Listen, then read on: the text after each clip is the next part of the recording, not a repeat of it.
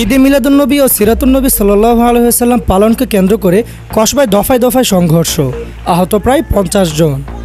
ব্রাহ্মণবাড়িয়ার কসবায় ঈদে মিলাদুন্নবী উদযাপনকে কেন্দ্র করে আহলে সুন্নাত ওয়াল জামাত ও সিরাতুন্নবী সমর্থিত হেফাজত ইসলাম সমর্থকদের মধ্যে হামলা ও সংঘর্ষের ঘটনা ঘটেছে।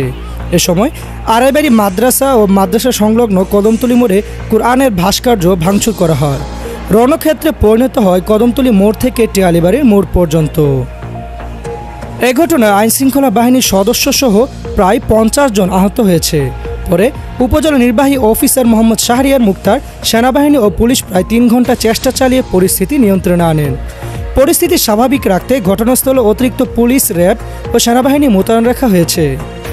সরজমিনে গিয়ে দেখা যায় আজ সোমবার 16 সেপ্টেম্বর পৌর এলাকার সুপারমার্কেট চত্বরে হেফাজত সমর্থিতদের সিরাতুন্নবী সাল্লাল্লাহু আলাইহি ওয়াসাল্লাম উপলক্ষে দোয়া মাহফিল আয়োজন করা হয়।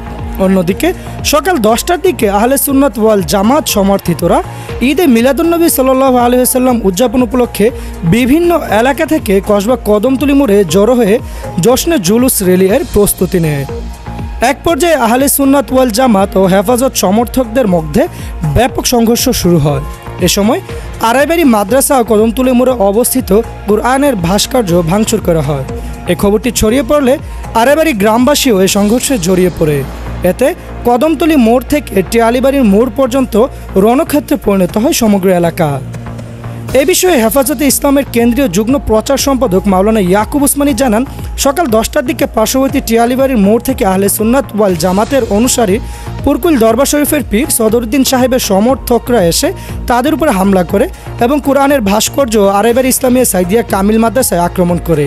পরে তাদের সাথে আমাদের ধাওয়া পাল্টা দেওয়া হয়।